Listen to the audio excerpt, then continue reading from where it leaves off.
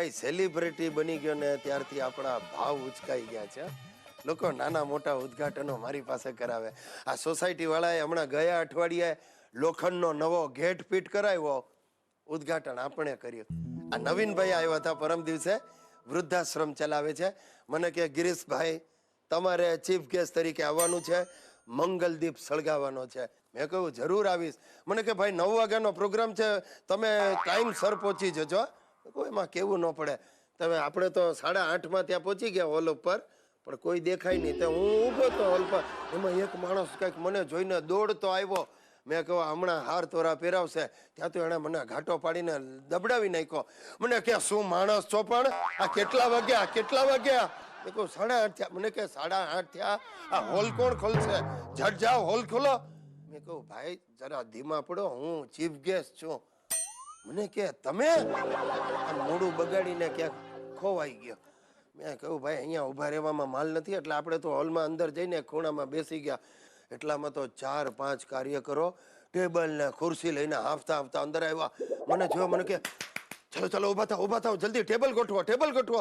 મેં કહું ભાઈ સાંભળો, હું આજ અરે ભાઈ સાંભળવાનો ટાઈમ નથી, મોડું થાય છે. નવીનભાઈ હમણાં ચીફ ગેસ્ટને લઈને આવશે, આ ચાદર પકડો. એમ કરીને મારા પર ચાદરનો છેડો ઉલાળ્યો અને મેં ચાદર બાદર ટેબલ પર પાથરી. ત્યાં બીજો જણો આવ્યો, મને કે આ લો કપડું લો, ઝટ ખુરશીઓ સાફ કરી નાખો. મેં કહ્યું સાંભળો નવીનભાઈ, મને કે સાંભળવાનો ટાઈમ નથી, હમણાં ચીફ ગેસ્ટ આવશે.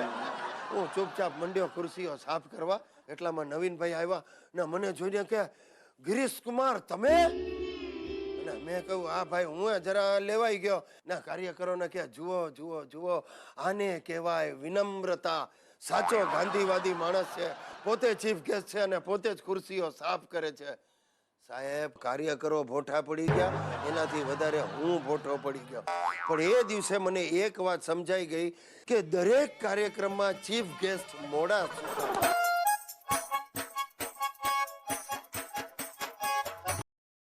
ભલે હવે હું આટલો ફેમસ થઈ ગયો છું, પણ ગઈકાલના અનુભવ પછી મને સતત એવું લાગે છે કે મારે મારું નામ બદલી નાખવું જોઈએ. થયું એવું, ગઈકાલે હું ઓફિસથી નીકળ્યો અને મારો ટાઈપિસ્ટ છે ને એની પાસે મેં લિફ્ટ લીધી સ્કૂટર પર. એને કહ્યું ભાઈ મને રસ્તામાં ઉતારી દે. મને કે ઓકે. એણે સ્કૂટર મારી મૂક્યું, હાળાએ કંઈક નો એન્ટ્રીમાં ગાડી ઘુસાડી. જેવા અમે ઘૂસ્યા ત્યાં હવાલદાર આવીને દંડો ઠોક્યો. ઉભા રહો, દેખાતું નથી, વન વે છે. એટલે મેં કહું ભાઈ આ હલવાણા આપણે. એટલે પેલાને કે ચાલ લાંબોલ.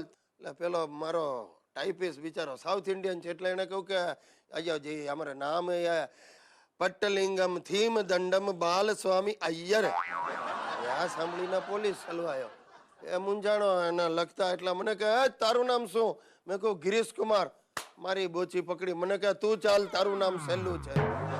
સાહેબ આ નામને લીધે મને અંદર કરી દીધો. અને આ એક દાખલો નથી, આ પોલીસનો એક બીજો અનુભવ તમને કહું. આ થોડા દિવસ પહેલા મારા સ્કૂટરનું ટાયર કોક ચોરી ગયું. પેલો પાછળ જે સ્પેર ટાયર હોય ને એ ચોરાઈ ગયું. એટલે આપણે પહોંચી ગયા. મેં કહું મારે આ ફરિયાદ કરવી. પહેલા પોલીસ સ્ટેશનમાં દાખલ થયો, ચારે બાજુ બોર્ડ મારેલા, પોલીસ તમારી મિત્ર છે, હું તમારી મદદ કરી શકું. મેં કહું ભાઈ વાહ, કેવું પડે, આ તો બધું બદલાઈ ગયું. એટલે મેં કહું સાહેબ એક ફરિયાદ લખાવી છે. મને કે હા બેસો, પાણી પીશો? મેં કહું ના સાહેબ ફરિયાદ છે. મને કે બોલો. મેં કહું સાહેબ સ્કૂટરનું ટાયર ચોરાઈ ગયું. તો મને કે ટાયર કેમ કરતા ચોરાઈ ગયું? મેં કહું સાહેબ હવે એ તો મને કેમ ખબર પડે? હા તે ક્યારે ચોરાયું? મેં કહું સાહેબ મને એ પણ નથી ખબર. કોણે ચોર્યું? મેં કહું ભાઈ એ ખબર હોત તો હું તમારી પાસે શું કામ આવે? મને કે પણ તમે કોઈ સવાલના જવાબ ના આપો તો ફરિયાદ લખવી કેમ? મને થયું ભાઈ આનો કઈ અર્થ જ નથી. એટલે મેં કહું સાહેબ મને ખાલી એટલું કહો, આ ટાયર મને પાછું મળશે તો મારા પર તાળું કયો. મને કે અમે પોલીસ છીએ, જ્યોતિષ નહીં, અમને કેમ ખબર પડે મળશે કે નહીં? જાઓ નીકળો, આવી ફરિયાદો લઈને આવો. જેવો બહાર નીકળ્યો તમે નહીં માનો સાહેબ, પોલીસ સ્ટેશનના ચોગાનમાંથી મારું આખું ને આખું સ્કૂટર ચોરાઈ ગયું. પણ મારી હિંમત પાછા જવાની થઈ.